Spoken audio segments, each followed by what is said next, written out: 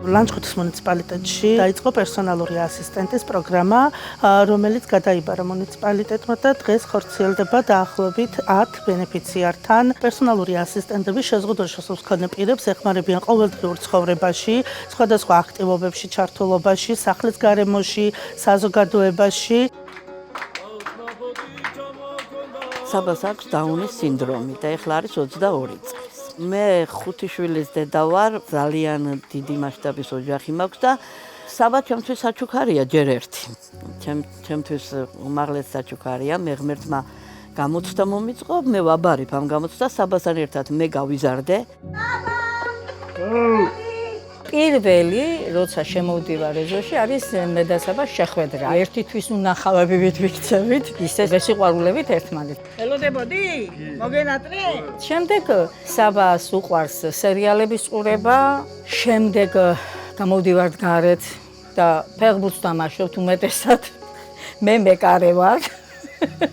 საბა თავარი თავდასხმელია, მისი ძმისშვილი გიორგი კი ნახევრად მცველი.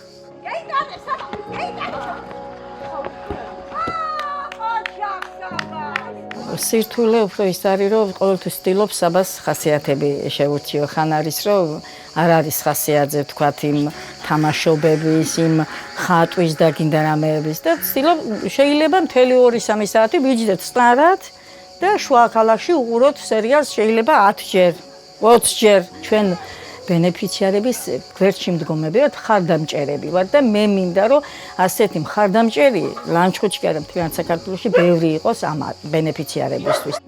18 პლუსი ეს არის მდგომარეობა, როდესაც საქართველოში თითქმის არანაირი სერვისი არ არის ამ ადამიანებისთვის, განსაკუთრებით რეგიონის მასშტაბით და უმეტესი ადამიანები არიან სახლში, სახლის გარემოში და მათ ძირითადად უვლის ოჯახის წევრები.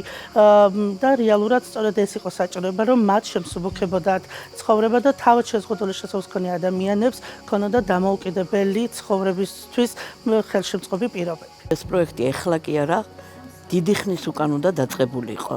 იმდენად ჩემი მსუბუქა, მე ჩემი ყოფითი ცხოვრება, მე უმუშაობ თან და არა მაქვს იმის შიში, რომ საბას რამე დაამიაკლდება. საბა უფრო იყო მისთვის ჩაკეტილი და ეხლა უფრო ჩართული არის ოჯახის წევრებთან ყველანაირ კომუნიკაციაში. ქალბატონმა ლელამ იმდენად იმუშავა საბაზე, რომ იყო იმაზე მეტად და ძალიან იმდენად გახსნილი გახდა, რომ მე თვითონაც ვეღარ ვცნობ ჩემს შვილს.